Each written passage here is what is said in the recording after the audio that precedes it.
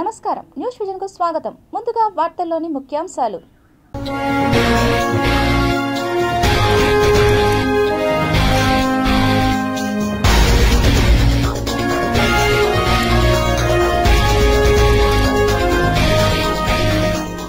ప్రపంచంలో అత్యంత ఖరీదైన కాలిఫోర్నియా లోహం, సింథటిక్ రేడియో ధార్మిక రసాయన మూలకం.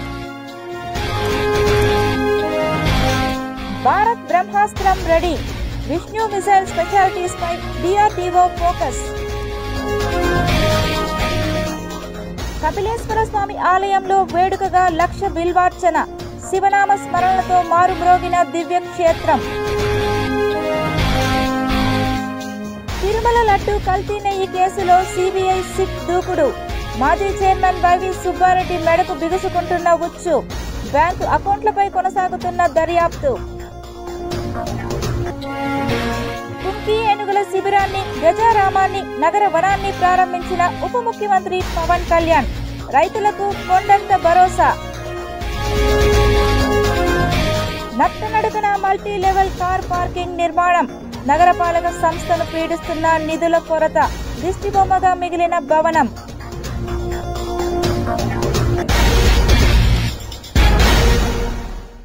ముసలిమడుగులోని కుంకి ఏనుగుల శిక్షణ శిబిరానికి చేరుకున్న ఉప ముఖ్యమంత్రి పవన్ కళ్యాణ్ కుంకి ఏనుగుల శిబిరాన్ని, గజారామాన్ని, నగర వనాన్ని ప్రారంభించారు. అత్యంత తెలివైన జంతువుల్లో మన ఏనుగు ఒకటి. వీటికి జ్ఞాపక శక్తి ఎక్కువ. ఏనుగులు బలానికి, గౌరవానికి, శక్తికి ప్రతీకలు. అందుకే రాజులు గజబలంని బాగా కలిగి ఉండేవారు. ఇవి 70 సంవత్సరాల కంటే ఎక్కువ జీవిస్తాయి.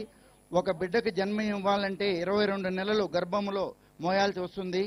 మన లక్ష్మీదేవిని గజగామిని అంటారు. అందుకే గజరాజులంటే అందరికీ ఇష్టం, గౌరవం. మన ఆంధ్రప్రదేశ్ ప్రజలు గర్వపడేలా మన పలంనేరు ప్రాంత ప్రజలను, రైతులను ఆనందింపజేయడానికి, రైతుల పొలాలను మదపటి ఏనుగుల బారి నుండి కాపాడడానికి, వాటిని మన కౌండిన్య అడవులోనికి పారదోలడానికి మన ఉప ముఖ్యమంత్రి గారు ఎంతో కృషి చేసి 4 గజరాజులను, కుంకి ఏనుగులను కర్ణాటక నుండి 2 ఏనుగులను నయనాల నుండి తెప్పించి ముసలమడుగు ఎలిఫెంట్ క్యాంపులో పెట్టించడం జరిగింది. దీని ప్రారంభోత్సవానికి వచ్చిన మన ఉప ముఖ్యమంత్రి గారికి పరిచయం చేసుకోవడానికి మన ఏనుగులన్నీ కూడా వస్తున్నాయి.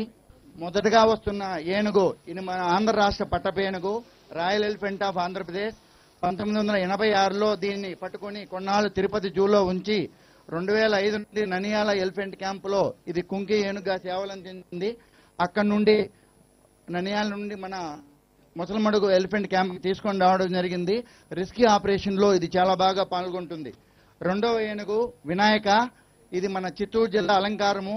2002లో చిత్తూరు జిల్లా యాదమరి దగ్గర బంధించబడింది.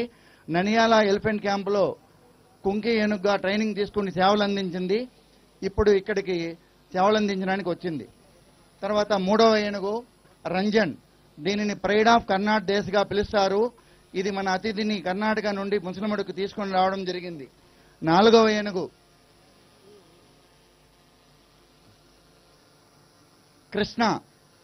దీనిని కన్నడ దేశ జూనియర్ ఛాంపియన్ అంటారు.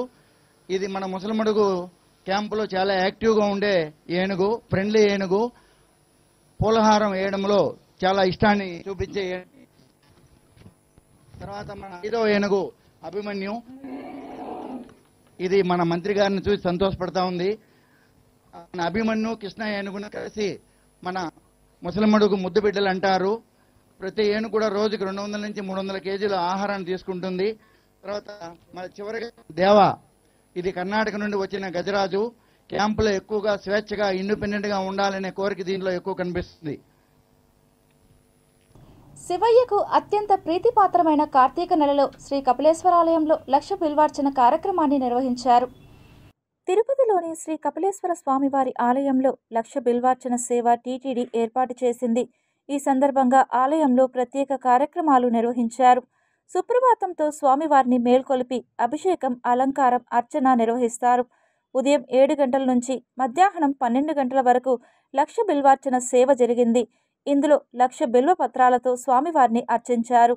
అనంతరం శ్రీ చంద్రశేఖర స్వామివారి ఉత్సవమూర్తులను పురవీధుల్లో ఘనంగా ఊరేగించారు.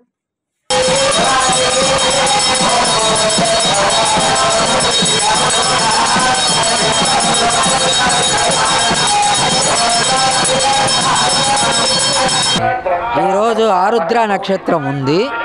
దాని సందర్భంగా కపిల తీర్థంలో లక్ష బిల్వార్చన చేశారు. చాలా వైభవపేతంగా బ్రహ్మాండంగా ఉంది. టీటీడీ బాగా చేస్తుంది. 100 రూపాయల టికెట్ ఒక్కొక్క ఆవృత్తానికి. మొత్తం లక్ష బిల్వార్చన అంటే దాదాపు ఒక్కొక్క రౌండ్కు మాత్రమే 100 రూపాయలు. చాలా బాగా అనిపించింది. మాకు దర్శనం అయింది, మంచిగా అయిందమ్మా. లక్షల బిల్వార్చన పాల్గొన్నాము, చాలా బాగా అనిపించింది మాకు. బిల్వార్చనలో పాల్గొన్నాను, చాలా బాగా అనిపించింది. సికింద్రాబాద్. ఓం నమ శివాయ. తిరుపతిలో కపిల తీర్థంలో ప్రతి సంవత్సరము ఈ కార్యం జరుగుతుంది. లక్ష బిల్వార్చన చేస్తారు, బాగా జరుగుతుంది. పూజ బాగానే జరిగింది, సంతోషము. మేము తిరుపతిలోనే ఉంటాం. మేము వైజాగ్ నుంచి వచ్చాము. చాలా బాగుంది ఈ ఉత్సవం చూడడానికి. చాలా దూరం నుంచి వచ్చాము. టీటీడీ వాళ్ళు చాలా ఏర్పాట్లు అయ్యి చాలా బాగా చేశారు. సత్య ప్రమాణాలకు నిలయమైన స్వయంభు శ్రీ వరసిద్ధి వినాయక స్వామి ఆలయంలో గణనాథుడు స్వర్ణరథాన్ని అధిరోహించి భక్తులకు దర్శన భాగ్యం కల్పించారు.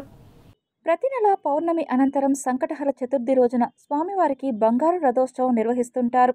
ఈ మేరకు శనివారం రాత్రి స్వామివారికి బంగారు రథోత్సవం అత్యంత ఘనంగా నిర్వహించారు. ఈ సందర్భంగా సిద్ధి బుద్ధి సమేతులైన గణనాథుని ఉత్సవమూర్తులను అలంకార మండపంలో ఉంచి సర్వాంగ సుందరంగా అలంకరించి పూజలు చేసి ధూపదీప నైవేద్యాలను సమర్పించారు.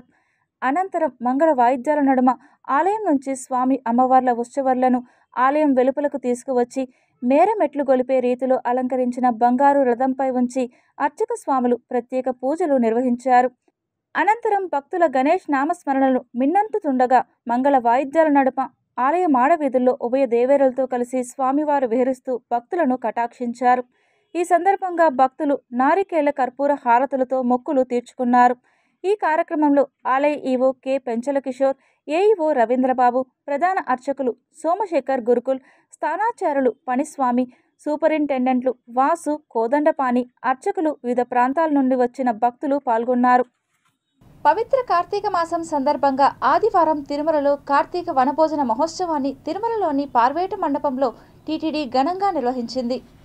శ్రీ మలయప్ప స్వామివారిని బంగారు తిరుచిపై వేంచేపు చేసి వాహన మండపానికి తీసుకువచ్చారు. ఉదయం 8:30 సమర్పణ అనంతరం మలయప్ప స్వామివారిని చిన్న గజవాహనంపై వాహన మండపం నుండి పార్వేట మండపానికి ఊరేగింపుగా తీసుకువచ్చారు. అదేవిధంగా అందంగా అలంకరించి మరో పల్లెకిపై ఉభయ నాంచారులను రంగనాయక మండపం నుండి పార్వేట మండపానికి ఊరేగింపుగా తీసుకువచ్చారు. అనంతరం ఉదయం 11 గంటల నుండి 12 గంటల వరకు శ్రీ భూ సమేత శ్రీ మలయప్ప స్వామివారికి స్వప్న తిరుమంజనం వైభవంగా నిర్వహించారు. కాగా ఈ వనభోజన మహోత్సవాన్ని శ్రీ తాళ్లపాక అన్నమాచార్యుల వారి పెద్ద కుమారుడైన శ్రీ పెద్ద తిరుమలాచార్యుల వారు 16వ శతాబ్దంలో నిర్వహించినట్లు చారిత్రక ఆధారాలు ఉన్నాయి. అయితే ఏ కారణాల వల్లనో ఈ కార్తీక వన భోజనోత్సవం ఆగిపోయింది. సుమారు 500 ఏళ్లుగా ఆగిన ఈ ఉత్సవాన్ని టీటీడీ 2010వ సంవత్సరంలో పునరుద్ధరించింది. అయితే 2020 నుండి కార్తీక మాసంలో వర్షాల కారణంగా పార్వేట మండపంలో కార్తీక వనభోజనాలు జరగలేదు. 5 ఏళ్ల తర్వాత పార్వేట మండపంలో వనభోజన మహోత్సవం నిర్వహించడంతో వేలాదిగా భక్తులు ఉత్సాహంగా పాల్గొని భగవంతుని సమక్షంలో సహపంక్తి భోజనం చేశారు. ఈ సందర్భంగా టీటీడీ హిందూ ధర్మ ప్రచార పరిషత్ మరియు అన్నమాచార్య ప్రాజెక్టుల తరపున వివిధ భక్తి సంగీత కార్యక్రమాలు, హరికథలు ఏర్పాటు చేశారు. తిరుమల శ్రీవారి ఆలయంలో నిర్వహించే ఆర్జిత సేవలైన కళ్యాణోత్సవం, ఊంజల్ సేవ, ఆర్జిత బ్రహ్మోత్సవం, సహస్ర దీపాలంకార సేవలను టీటీడీ రద్దు చేసింది. శ్రీవారి లడ్డూ ప్రసాదానికి కల్తీ నెయ్యి సరఫరా కేసులో కీలక మలుపు. కేసుల విచారణ చేస్తున్న సిట్ హైకోర్టుకు కీలక సమాచారం ఇచ్చింది. టీటీడీ అప్పటి చైర్మన్ వైవి సుబ్బారెడ్డి పాత్ర అనుమానాస్పదంగా ఉందని పేర్కొంది. సుబ్బారెడ్డి ఆయన సతీమణి స్వర్ణలతారెడ్డి బ్యాంకు లావాదేవీలను పరిశీలించేందుకు అనుమతి కోరుతున్నట్లు సిట్ కోర్టుకు తెలిపింది. ఆ ఇద్దరూ దాఖలు చేసిన వ్యాజ్యాన్ని కొట్టివేయాలని సిట్ కౌంటర్ దాఖలు చేసింది. తిరుమల కల్తీ నెయ్యి కేసు విచారణలో కీలక పరిణామాలు చోటు చేసుకుంటున్నాయి. ఇప్పటికే వైవి సుబ్బారెడ్డి పిఏను అరెస్టు చేసిన సిట్ తాజాగా సుబ్బారెడ్డి పాత్ర అనుమానాస్పదంగా ఉందంటూ హైకోర్టులో కౌంటర్ దాఖలు చేసింది. కేసు దర్యాప్తును ఓ కొలిక్కి తెచ్చేందుకే సుబ్బారెడ్డి ఆయన సతీమణి బ్యాంకు లావాదేవీల వివరాలు కోరుతున్నట్లు పేర్కొంది. నేర ఘటనతో బ్యాంకు లావాదేవీలు ముడిపడి ఉన్నట్లు దర్యాప్తు అధికారికి అనుమానం వస్తే ఆ బ్యాంకు ఖాతా వివరాలను పరిశీలించే అధికారం ఉంటుందని కోర్టుకు తెలిపింది. వైవి సుబ్బారెడ్డి 2019 నుండి 2023 మధ్య టీటీడీ చైర్మన్గా పనిచేశారు. చైర్మన్ హోదాలో ఆయన అనామక ఫిర్యాదును 2022 మే 16న టీటీడీ ప్రొక్యూర్మెంట్ జీఎం ఆర్ఎస్ఎస్వీఆర్ సుబ్రహ్మణ్యానికి అప్పగించి Bhole Baba organic dairy milk private లిమిటెడ్పై విచారణ జరిపించాలని కోరినట్లు పేర్కొంది. కాగా తిరుమలలోని చైర్మన్ క్యాంపు కార్యాలయంలో వైవి సుబ్బారెడ్డిని 2022 మే 20న సుబ్రహ్మణ్యం కలిసినప్పుడు నెయ్యి నమూనాలను పరీక్ష కోసం మైసూరులోని సిఎఫ్టిఆర్ఐ ల్యాబ్కు పంపించాలని పురమాయించినట్లు తెలిపింది. దీంతో premier agri foods private limited, Vaishnavi dairy specialities limited, Bhole Baba డైరీలు సరఫరా చేసిన నెయ్యి నమూనాలను 2022 జూన్లో ల్యాబ్కు పంపారని వివరించింది. నెయ్యి నమూనా పరీక్ష ఫలితాలు 2022 ఆగస్టులో వచ్చాయని, బీటా సిటోస్టెరాల్ పరీక్ష ప్రకారం అన్ని నెయ్యి నమూనాల్లో వెజిటబుల్ ఆయిల్ కల్తీ జరిగినట్లు తేలినట్లు వివరించింది. ఈ విషయాన్ని సుబ్రహ్మణ్యం వైవి సుబ్బారెడ్డి దృష్టికి తీసుకెళ్లినా ఆ నెయ్యి సరఫరా చేసిన వారిపై ఎలాంటి చర్యలు తీసుకోలేదని పేర్కొంది. పైగా 2024 వరకు premier agri foods, Vaishnavi dairy specialities సంస్థలకు టీటీడీకి నెయ్యి సరఫరా చేసేందుకు అనుమతించారని వివరించింది. కాగా బోలేబాబా డైరీ నుంచి 2022 అక్టోబర్ వరకు నెయ్యి సరఫరాకు అనుమతించారని పేర్కొంది. కల్తీ నెయ్యి కేసులో A3గా ఉన్న బోలేబాబా డైరీ డైరెక్టర్ పొమిల్ జైన్, కైలాష్ చంద్, శ్రీనివాసన్ 2022 మే 25న హైదరాబాద్లోని వైవి సుబ్బారెడ్డి క్యాంపు కార్యాలయంలో ఆయన్ను కలిశారని హైకోర్టులో వేసిన కౌంటర్లో సిట్ పేర్కొంది.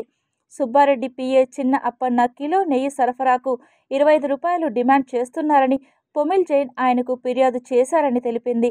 ఏడాది పాటు తన ప్లాంట్లో ఎలాంటి తనిఖీలు నిర్వహించకుండా సుబ్బారెడ్డిని పొమిల్ జైన్ విజ్ఞప్తి చేశారని వెల్లడించింది. ఈ మొత్తం వ్యవహారంలో వైవి సుబ్బారెడ్డి పాత్ర అనుమానాస్పదంగా కనిపిస్తోందని సిట్ ఐఓ హైకోర్టుకు నివేదించారు. దర్యాప్తులో అన్ని విషయాలను పరిశీలించాల్సి ఉందని కౌంటర్ వివరించారు. తిరుపతి నగరపాలక సంస్థలో కమిషనర్లు, అధికారులు మారుతున్న మల్టీ లెవెల్ కార్ పార్కింగ్ పనులలో జాప్యం తప్పడం లేదంటూ విమర్శలు వెల్లువెత్తుతున్నాయి. ఆంధ్రప్రదేశ్ రాష్ట్ర ముఖ్యమంత్రి నారా చంద్రబాబు నాయుడు తిరుపతిపై ప్రత్యేక శ్రద్ధ ఉంచి పరిపాలనా దక్షురాలుగా వేరుగాంచిన మౌర్య ఐఏఎస్ను కమిషనర్గా నియమించారు. ముఖ్యమంత్రి ఆశయ సాధనకు ఏమాత్రం తీసిపోకుండా అనుక్షణం తిరుపతి ఆధ్యాత్మిక నగరాన్ని అభివృద్ధి పదంలో పరుగులు తీయించడంలో కమిషనర్ మౌర్య ప్రత్యేక పేరును చాటుకున్నారు. ఇటు ప్రభుత్వ అధికారుల్లోనూ, కూటమి ప్రభుత్వ ప్రజాప్రతినిధుల్లోనూ ప్రత్యేక స్థానం సంపాదించుకొని నగరాభివృద్ధికి ఎప్పటికప్పుడు తోడ్పాటు అందిస్తున్నారు. తిరుపతి చరిత్రను ఒకసారి చూసినట్లయితే కుగ్రామం నుండి మున్సిపాలిటీగా, మున్సిపాలిటీ నుండి కార్పొరేషన్గా, కార్పొరేషన్ నుండి గ్రేటర్ తిరుపతి వైపు పరుగులు తీస్తోంది ఆధ్యాత్మిక నగరం. ఇదిలా ఉంచితే తిరుపతి టీపీ ఏరియాలోని మల్టీ లెవెల్ కార్ పార్కింగ్కు శ్రీకారం చుట్టి సంవత్సరాలు గడుస్తున్నా పనులలో మాత్రం వేగం కనిపించడం లేదు. అనేక మార్లు నగరపాలక సంస్థ కమిషనర్లు, అధికారులను వెంట పెట్టుకుని పనులను పరిశీలించినప్పటికీ పనులు ఏమాత్రం ముందుకు సాగడం లేదు. కార్ పార్కింగ్ కట్టడంలో పనులు నత్తనడకన సాగుతోంది. వాహనాలన్నీ రోడ్డుపై ఎక్కడ పడితే అక్కడ యథేచ్ఛగా పార్కింగ్ చేసి ట్రాఫిక్కి అంతరాయం కలిగిస్తున్నారు. ఇదేమిటని ప్రశ్నించేవారు లేకపోవడంతో ఎక్కడ పడితే అక్కడ వాహనాలు నిలిపివేసి తిరుపతికి విచ్చేసేటువంటి యాత్రికులకు అసౌకర్యం కల్పిస్తున్నారు. ఇప్పటికైనా తిరుపతి నగరపాలక సంస్థ కమిషనర్ మౌర్య ఇంజనీరింగ్ విభాగం స్పందించి పనులలో వేగం పెరిగేలా చర్యలు తీసుకోవాలన్నారు. ఈ సందర్భంగా స్థానికులు మండిపడుతున్నారు. మల్టీ లెవెల్ కార్ పార్కింగ్ ఏర్పాటులో విభిన్నమైన అనుమానాలు లేవనెత్తుతున్నాయి. కమిషనర్ చెప్పినప్పటికీ నేనింతే, నా రూటే సపరేటు అన్న చందంగా కాంట్రాక్టర్ వ్యవహరిస్తూ చేతివాటం చూపిస్తున్నారు అనే నానుడు లేకపోలేదు. వీటన్నిటి అనుమానాలను తొలగించాలంటే ఇప్పటికైనా పనులలో వేగం జరిగేలా కమిషనర్ మౌర్య చర్యలు తీసుకోవాలని నగరవాసులు విన్నవిస్తున్నారు. చిరుత సంచారం అటు విద్యార్థుల్లోనూ నగర వాసులలోనూ కలకలం రేపుతూ భయాందోళనను రేకెత్తిస్తోంది. తిరుపతి ఎడ్యుకేషన్ హబ్గా పిలువబడే Sri Venkateswara university, agriculture college, vedic university, veterinary university పరిసర ప్రాంతాలలో తరచుగా చిరుత సంచారం భయాందోళన రేకెత్తిస్తోంది. సూర్యాస్తమయం అవ్వగానే విద్యార్థులు బయటకు రావాలంటే భయపడే పరిస్థితి ప్రస్తుతం నెలకొంది. అటు అటవీశాఖ, టీటీడీ అధికారులు చిరుతను పట్టుకునేందుకు బోనులు ఏర్పాటు చేసినప్పటికీ నిరుపయోగంగా మారిపోయాయి అన్న వాదన లేకపోలేదు. వన్యమృగాల కదలికలను గుర్తించేందుకు ట్రాప్ కెమెరాలు ఏర్పాటు చేయడం ద్వారా సీసీ కెమెరాలు చిరుత సంచారం రికార్డు అయ్యి ఒక శునకాన్ని తీసుకుని వెళ్లే దృశ్యం రికార్డు కాబడింది. దీంతో హాస్టల్లో ఉంటున్న విద్యార్థులు భయాందోళనకు గురవుతున్నారు. తరచుగా శేషాచలగిరుల నుండి అలిపిరి ద్వారా వేదిక్ యూనివర్సిటీ మరియు అన్ని విశ్వవిద్యాలయాల్లో చిరుత సంచారం చేస్తుంది అని పలుమార్లు విద్యార్థులు వర్సిటీ అధికారులకు చెప్పినప్పటికీ ఉపయోగం లేకపోయింది అని ఆగ్రహం వ్యక్తం చేస్తున్నారు. రాష్ట్రం నలుమూలల నుండి విద్యను అభ్యసించేందుకు వచ్చిన విద్యార్థులు అనునిత్యం ప్రాణాలను అరచేతిలో పెట్టుకుని చదువుకోవాల్సిన పరిస్థితి ప్రస్తుతం ఏర్పడింది. పలుమార్లు అటవీశాఖ అధికారులు, విశ్వవిద్యాలయాల అధికారులు మరియు విద్యార్థులకు అనేక మార్లు భోజనం చేసిన తర్వాత మిగిలిన ఆహారాన్ని వెలుపల వేయడం ద్వారా కుక్కలు తినేందుకు వస్తుంటాయని, కుక్కల కదలికలను తెలుసుకొని చిరుతపులులు విశ్వవిద్యాలయంలోకి ప్రవేశిస్తున్నాయని చెప్పుకొచ్చారు. ముఖ్యంగా పిల్లలు మాత్రం ఎటువంటి వ్యర్థాలను యూనివర్సిటీ హాస్టల్ పరిధిలో వేయరాదని చెప్పుకొచ్చారు. విద్యార్థి సంఘ నాయకులు మాత్రం చిరుత కదలికలను గుర్తించేందుకు అటవీశాఖ అధికారులు పట్టించుకోవడంలో వైఫల్యం చెందారని ఆగ్రహం వ్యక్తం చేస్తున్నారు. ఉజ్వల భవిష్యత్తు కలిగిన విద్యార్థుల జీవితాలతో చెలగాటమాడకుండా చిరుతపులను పట్టుకొని తమ ప్రాణాలను రక్షించాలని విజ్ఞప్తి చేస్తున్నారు. శ్రీ వెంకటేశ్వర విశ్వవిద్యాలయంలో ఇన్ఛార్జి వైస్ ఛాన్సలర్ పనిచేసినటువంటి ఆచార్య అప్పారావు సార్ గారికి ఆధ్వర్యంలో ఇక్కడ బోన్లు టీటీడీ అధికారులతో మాట్లాడి, ఫారెస్ట్ అధికారులతో మాట్లాడి బోన్ ఏర్పాటు చేసి ఒక చిరుత పులిని పట్టుకోవడం జరిగింది. అదేవిధంగా ఇప్పుడు ఇటీవలే 3 రోజుల కిందట శ్రీ వెంకటేశ్వర విశ్వవిద్యాలయం రెగ్యులర్గా వైస్ ఛాన్సలర్ బాధ్యత చేపట్టినటువంటి ఆచార్య నరసింహారావు సార్ కూడా ఈ యొక్క ఏదైతే చిరుత పులి సంచరిస్తుందో దాని యొక్క అడుగుదాలను గుర్తించి అటు టీటీడీ అధికారులతో ఇటు ఫారెస్ట్ అధికారులతో సమన్వయం చేసుకుని యూనివర్సిటీలో ఎటువంటి చిరుత జాడలు ఎక్కడైతే ఉన్నాయో అక్కడ దాన్ని కనిపెట్టి ఆ బోన్ ఏర్పాటు చేసి పట్టుకొని ఇక్కడ అందరి యొక్క ప్రాణాలు రక్షించాల్సిన బాధ్యత వైస్ ఛాన్సలర్ మీద ఉందని తెలియజేసుకుంటాం. తర్వాత యూనివర్సిటీ లైబ్రరీ దగ్గర కూడా రావడం జరిగింది. కానీ ఇన్ని వచ్చినా కూడా యూనివర్సిటీ అధికారులు కేవలం తూతూ మంత్రంగా ఆ రోజు ఒక రోజు 2 రోజులు పెడతా చర్యలు తీసుకుంటారు తప్ప దీనికి శాశ్వతమైన పరిష్కారం తీసుకురాకపోవడం చాలా బాధాకరం. ఎందుకంటే విద్యార్థులు ఎంతోమంది ఇక్కడ విద్యను అభ్యసిస్తున్నారు. యూనివర్సిటీలో ఎన్నోసార్లు విద్యార్థులు చేసినప్పటికీ విన్నపాలు చేసినప్పటికీ పరిష్కరించలేదు. చుట్టూ మొత్తం ప్రహరీ గోడ నిర్మించి విద్యార్థులకు అదేవిధంగా ఇక్కడ ఉన్నటువంటి ఉద్యోగులకు అందరికీ కూడా భద్రత కల్పించాలనేటువంటి సమాలోచన ఎప్పుడు కూడా గతంలో అధికారులు ఎవరు కూడా చేయలేదు. భవిష్యత్తులో అయినా అలాంటి సన్మార్గాన్ని ఎంచుకొని యూనివర్సిటీలో విద్యార్థులకు బోధనేతర సిబ్బందికి అందరికీ కూడా ఎలాంటి ప్రాణభయం లేకుండా నిర్ణయాలు తీసుకుంటారని ఆశిస్తున్నాను. తిరుపతి బైరాగపట్టణంలోని సిపిఐ కార్యాలయంలో సిపిఐ రాష్ట్ర కార్యదర్శిగా నూతనంగా ఎన్నికైన జి ఈశ్వరయ్య ప్రత్యేక పత్రికా విలేకరుల సమావేశం నిర్వహించారు. ఈ సమావేశంలో రాష్ట్ర కార్యదర్శి వర్గ సభ్యులు హరినాథ్ రెడ్డి, సిపిఐ జిల్లా కార్యదర్శి పి మురళి పాల్గొన్నారు. నిన్న పవన్ కళ్యాణ్ గారు జిల్లాలో పర్యటించారు, అడవులంతా తిరిగారు, సంతోషం. క్షేత్రస్థాయికి పోతున్నాడు, అన్ని ప్రాంతాల్లో అభినందిస్తున్నాం. ఇక్కడ ఎర్రచందనాన్ని ఎవరైతే స్మగ్లింగ్ చేస్తారో వాళ్ళను ఉక్కు పాదం మోపి వాళ్ళనంతా అంచేస్తానని చెప్పేసి చెప్తున్నాడు. అది కూడా అభినందించదగ్గ విషయమే. ఆ చర్యలు తీసుకోవాలని చెప్పని స్వాగతిస్తున్నాం ఆ చర్య.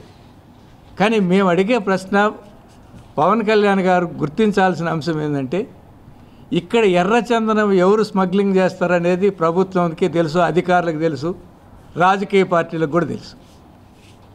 ఈ ఎర్రచందనం స్మగ్లింగ్ చేసే బ్యాచ్ ఏ రాజకీయ పార్టీ అధికారంలో ఉంటే, ఎవరు ఎమ్మెల్యే అయితే, ఎవరు ఎంపీ వస్తే వాళ్ళ అండన చేరి, వాళ్ళ పంచన చేరి వాళ్లతో సహజీవనం చేస్తూ స్మగ్లింగ్కి పాల్పడుతున్న విషయం అందరూ జగమెరిగినటువంటి సత్యం. గతంలో మీరు చెప్పారు, మీ కూటమి ప్రభుత్వంలో భాగంగా ఉన్నటువంటి ఈరోజు ప్రధాన పార్టీ అయినటువంటి తెలుగుదేశం పార్టీ నాయకుడు, యువ నాయకుడు పాదయాత్ర సందర్భంగా చెప్పాడు. ఈ మాటే చెప్పాడు, ఉక్కు పాదము ఇంకో పాదం మోపుతామని చాలా చెప్పాడు. ఇదంతా కాపాడుతామని చెప్తున్నాడు ఎర్రచందనాన్ని. కానీ 1.5 సంవత్సరాల కాలంలో ఎంతమంది స్మగ్లర్ను మీరు అరెస్ట్ చేశారు? ఎంత మీరు ఎర్రచందనాన్ని కాపాడినారు లెక్కలు చెప్పగలరా? వాస్తవాన్ని ప్రజల్లోకి చెప్పగలరా మీరు? అంటే మీరు ఏమాత్రమో చర్యలు తీసుకోవాలి.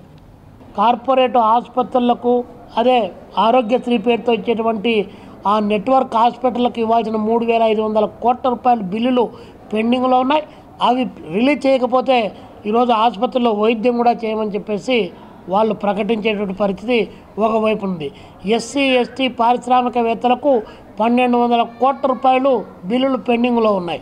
వాటిని రిలీజ్ చేయమంటే రిలీజ్ చేయడం లేదు. కానీ పెద్ద పెద్ద కార్పొరేట్ కంపెనీలకు మాత్రం 100 కోట్ల రూపాయలు వడ్డీలకు తీసుకొని వచ్చి వారి డబ్బులు చెల్లిస్తూ ఉన్నారు.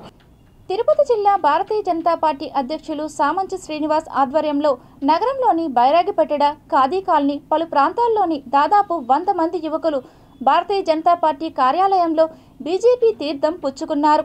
వీరికి జిల్లా అధ్యక్షులు సామంచి శ్రీనివాస్ భారతీయ జనతా పార్టీ కండువా కప్పి సాదరంగా పార్టీలోకి ఆహ్వానించారు. నగరపాలక సంస్థ కార్యాలయంపై బీజేపీ జెండాను ఎగరవేయాలనే లక్ష్యంతో మేమంతా కూడా కలిసి పనిచేస్తున్నాము. భారతీయ జనతా పార్టీ ఒక విలక్షణమైనటువంటి రాజకీయ పార్టీ, క్రమశిక్షణతో కూడుకున్నటువంటి ఒక పార్టీ. ఇక్కడ nation first, party next, self last. అంటే ఈ దేశం ముఖ్యము, తర్వాత పార్టీ, చిట్ట చివరి వ్యక్తిగతం అనేటువంటి నినాదంతో నిస్వార్థంగా పనిచేస్తూ నరేంద్ర మోడీ గారి నాయకత్వంలో జరుగుతున్నటువంటి అభివృద్ధికి వారసులుగా యువతను తీర్చిదిద్దాలని చెప్పి బీజేపీని బలోపేతం చేసేటువంటి లక్ష్యంతో ఇవాళ చేరుతున్నాము. పార్టీలో చేరినటువంటి చైతన్య యాదవ్ మరియు తన మిత్రులు విష్ణు, ఇతర వాళ్ళందరికీ కూడా ఇవాళ సభ్యత్వం ఇచ్చి అప్పటికప్పుడే టోల్ ఫ్రీ నెంబర్ ద్వారా సభ్యత్వం ఇవ్వడము, వీళ్ళందరినీ కూడా క్రియాశీల సభ్యులుగా అంటే యాక్టివ్ మెంబర్షిప్ చేస్తూ నగరంలో అన్ని మండలాలు, ఇప్పుడున్నటువంటి 5 మండలాల్లో కూడా వీళ్ళ ద్వారా పార్టీని బలోపేతం చేయడం కోసం పనిచేస్తున్నాం. ఇలాగే ఇంకా మరికొద్ది మందిని జాయిన్ చేస్తానని, మరింత పార్టీకి బలం చేకూరుస్తానని సభాపూర్వకంగా తెలియజేస్తున్నాను. తెలుగు సంస్కృతి సాంప్రదాయాలకు పుట్టినిల్లు భారతదేశం అని, అంతరించిపోతున్న కళలను, కళాకారులను ప్రోత్సహించడం అభినందనీయమని శ్రీ అన్నమయ్య సంగీత నృత్య నిర్వాహకులను తిరుపతిలోని పలువురు ప్రముఖులు అభినందించారు. తిరుపతి ఆధ్యాత్మిక నగరం మహతి కళాక్షేత్రంలో గడిచిన 14 సంవత్సరాలుగా శ్రీ అన్నమయ్య సంగీత నృత్యోత్సవ పోటీలు నిర్వహించడం జరుగుతుందని తెలిపారు. ఈ కార్యక్రమానికి ముఖ్య అతిథులుగా Andhra Pradesh greening and beautification chairperson Sugunamma, Telugu Desam party senior నాయకులు కోడూరు సుబ్రహ్మణ్యం, బుల్లెట్ రమణ, టీటీడీ పాలక మండలి మాజీ సభ్యులు పోకల అశోక్ కుమార్ తదితరులు విచ్చేసి జ్యోతి ప్రజ్వలనతో కార్యక్రమాన్ని ప్రారంభించారు. ఈ సందర్భంగా వారు మీడియాతో మాట్లాడుతూ బాల్యం నుండే కళలపై మక్కువ పెంచేలా తల్లిదండ్రులు కృషి చేయాలని పిలుపునిచ్చారు. ప్రపంచవ్యాప్తంగా శ్రీ వెంకటేశ్వర స్వామివారి సంకీర్తనలు ఇనుబడింపజేసిన గొప్ప వ్యక్తి తెలుగు పదాకవి పితామహుడు అన్నమాచార్యులని, అన్నమయ్య పేరు మీదుగా నృత్య పోటీలు నిర్వహించడం హర్షణీయమని నిర్వాహకులను అభినందించారు. మారుతున్న కాలానికి అనుగుణంగా సాంకేతిక రంగంతో పాటు నేటి తరం యువకులు, పౌరులు తెలుగు సంస్కృతి సాంప్రదాయాలను పుణికిపుచ్చుకొని భవిష్యత్ తరాలకు ఆదర్శంగా నిలవాలని ఆకాంక్షించారు. భారత ఆర్ట్స్ అకాడమీ, ఏబీసీ ఫౌండేషన్, జై జవాన్, జై కిసాన్, జై కళాకార్, అలాగే గ్లోబల్ ఈవెంట్స్ తరపున 14వసారి నిర్వహించడం జరుగుతుంది. ముఖ్యంగా ఏంటంటే కళాకారులని ఆదరించడం, కళాకారులను ప్రోత్సహించడం, కళాకారులకు వేదికలు ఇవ్వడం ద్వారా మన సంస్కృతి సాంప్రదాయాల్ని, మన కళల్ని మనం కాపాడినట్లుగా అవుతుంది, భవిష్యత్ తరాలని ఆకర్షించినట్లుగా ఉంటుంది. కాబట్టి మా వంతు కర్తవ్యంగా గురువులను సన్మానిస్తూ, సత్కరిస్తూ, అలాగే కళాకారులకు దేశంలోనే కాకుండా వివిధ దేశాల్లో కూడా వారికి అవకాశాలు కల్పిస్తూ మన కళలని, మన సాంప్రదాయాల్ని, మన సంస్కృతిని కూడా ప్రపంచవ్యాప్తం చేసే దిశగా మేము కృషి చేస్తూ ఉన్నాము.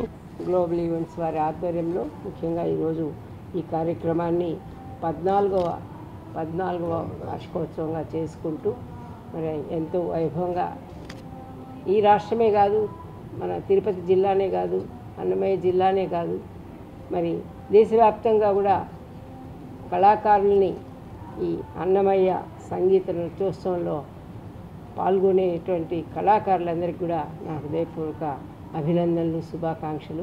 వారికి మంచి మంచి ప్రోగ్రామ్స్ ఈరోజు మన మహతి ఆడిటోరియానికి సుమారుగా 20 బృందాలు వచ్చాయి. ఇరు రాష్ట్రాల నుంచి, హైదరాబాద్ నుంచి వచ్చాయి, వైజాగ్ నుంచి వచ్చాయి. నిన్నేదో ఒక ప్రోగ్రాం చూస్తే మన్యం నుంచి కూడా, అంటే ఒరిస్సా బార్డర్ నుంచి కూడా వచ్చారు, మహారాష్ట్ర నుంచి వచ్చారు. ఇట్లా కర్ణాటక దేశవ్యాప్తంగా వారు ఈ ప్రోగ్రాంలు నిర్వహిస్తూ ప్రోత్సహిస్తున్నందుకు నేను అభినందిస్తున్నాను. వారి కార్యక్రమాలు మరిన్ని కార్యక్రమాలు చేస్తూ ఎవరైతే ఈ కళలను సంస్థల ద్వారా ఈ పిల్లలకందరికీ ఆ నాట్యం నేర్పించి ఈరోజు ఈ భరతనాట్యం కానీ, కూచిపూడి కానీ అదేవిధంగా రమణ్ రావు గారు ఇలాంటి 14 సంవత్సరాలుగా ఆయన చేస్తున్నారు. ఆయనకు కూడా బెస్ట్ విషెస్ చెప్తూ తిరుపతి లాంటి ప్లేస్లో మహతి ఆడిటోరియం అంటేనే ఇది ఒక వేదిక. ఈ వేదికలో ఇలాంటి ఎన్నో కళాకారులు వాళ్ళ ప్రదర్శనలు ఇచ్చి ఇంకా భావితరానికి ఒక ఎగ్జాంపుల్గా నిలవాలని మనస్ఫూర్తిగా కోరుతున్నాను. కీర్తనాలు ఇది 14వసారి ఉత్సవాలు జరుపుకోవటం, కలియుగ స్వామి వెంకటేశ్వర స్వామి ఆశీస్సులు, అదేవిధంగా పిల్లలు పిల్ల తండ్రులు అందరూ కూడా ఆశీస్సులు ఎప్పుడు పిల్లలకి వాళ్ళ తండ్రులకి, అదేవిధంగా ఈ కార్యక్రమం చేస్తున్న రమణ్ రావు గారికి వెంకటేశ్వర స్వామి ఆశీస్సులు ఎప్పుడూ ఉండాలని చెప్పి కోరుకుంటూ తిరుమల తిరుపతి దేవస్థాన ఆస్థాన విద్వాంసులు బ్రహ్మశ్రీ గరిమెళ్ల బాలకృష్ణ ప్రసాద్ 77వ జయంతిని పురస్కరించుకొని అన్నదాన కార్యక్రమాన్ని నిర్వహించారు. తిరుపతి అలిపిరి మార్గంలోని బాలాజీ లింక్ బస్టాండ్ ఆవరణలో శ్రీవారి దర్శనార్థం విచ్చేసే యాత్రికులకు భక్తులకు సుమారు 500 మందికి పైగా అన్నదాన కార్యక్రమాన్ని నిర్వహించారు.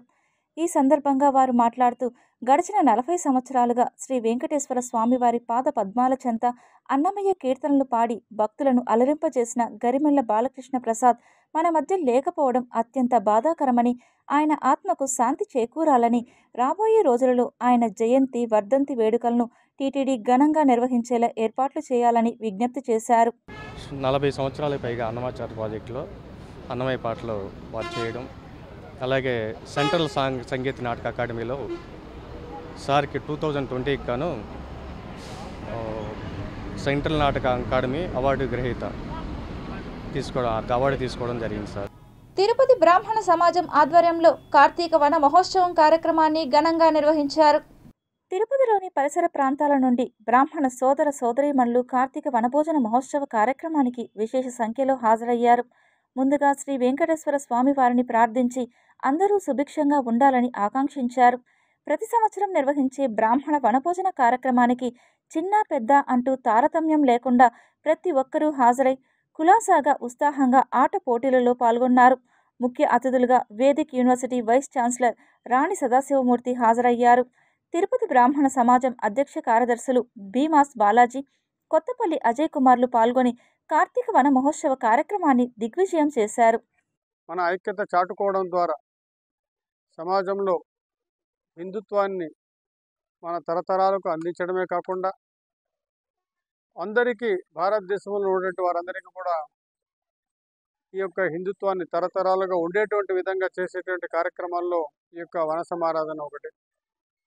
హిందువులు అందరూ కూడా తమకు అనుకూలమైనటువంటి రోజున ఈ కార్తీక మాసంలో వన సమారాధన చేస్తారు.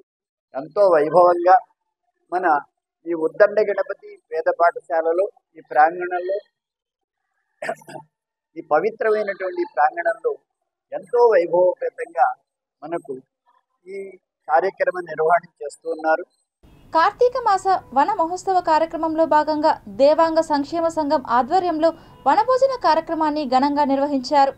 గడిచిన 36 సంవత్సరాలుగా అంగరంగ వైభవంగా నిర్వహించడం జరుగుతుందని నిర్వాహకులు తెలిపారు.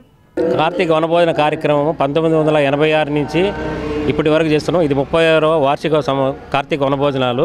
ప్రతి సంవత్సరం ముక్కోట్లు అయితేనేమి, ఇక్కడైతేనేమి, ఇంకా వేరే కళ్యాణ మండపంలో అయితేనే ప్రతి చోట చేస్తున్నాము. మేమంతా దేవాంగ కులస్తులంతా శివుని భక్తులము. అందువల్ల కార్తీక మాసంలో మేము కార్తీక వారంలో ఒక పండగలాగా మేమంతా సభ్యులంతా కూర్చి దేవాంగ కులస్తులందరూ ఒకచోట చేరి కార్తీక వనభోజనాలు చేసుకుంటాము. మేమంతా శివుని భక్తులము. ఇక్కడ పుదిపట్ల అనే గ్రామంలో మా కులస్తులందరూ ఒక 130 కుటుంబాలు ఉన్నారు. మేము అందువల్ల ఇక్కడే ఈ స్కూల్లోనే చాలా కాలంగా చేసుకుంటున్నాము. కార్తీక మాస సందర్భంగా 36 సంవత్సరాలుగా ఇక్కడ వేడుకలు జరుపుకుంటున్నారు. అదేవిధంగా ఇక్కడ దేవాంగ కుల సంఘం తరపున ఎన్నో ఏళ్లుగా ఈ కార్యక్రమం జయప్రదం చేసిన దానికి దేవాంగులకు అందరికీ మా హృదయపూర్వక నమస్కారాలు, ధన్యవాదాలు. వార్తలు ముగించే ముందు ముఖ్యాంశాలు మరోసారి చూద్దాం.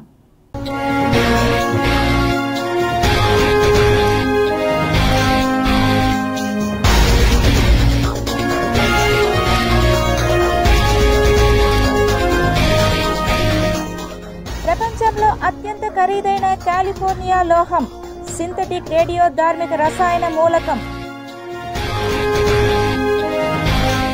భారత్ బ్రహ్మాస్త్రం రెడీ, విష్ణు మిసైల్ స్పెషాలిటీస్ పై DRDO ఫోకస్. కపిలేశ్వర స్వామి ఆలయంలో వేడుకగా లక్ష బిల్వార్చన, శివనామ స్మరణలతో మారుమ్రోగిన దివ్య క్షేత్రం.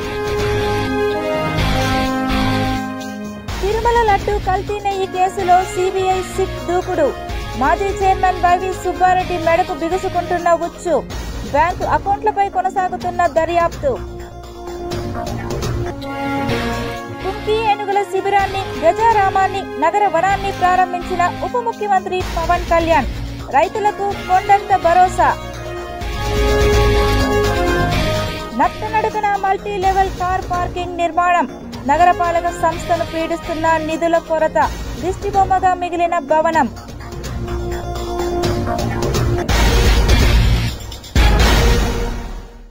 ఈ వార్తలు ఇంతటితో సమాప్తం. సమగ్ర సమాచారంతో నోటిఫికేషన్లో మళ్ళీ కలుద్దాం. అంతవరకు సెలవు. నమస్కారం.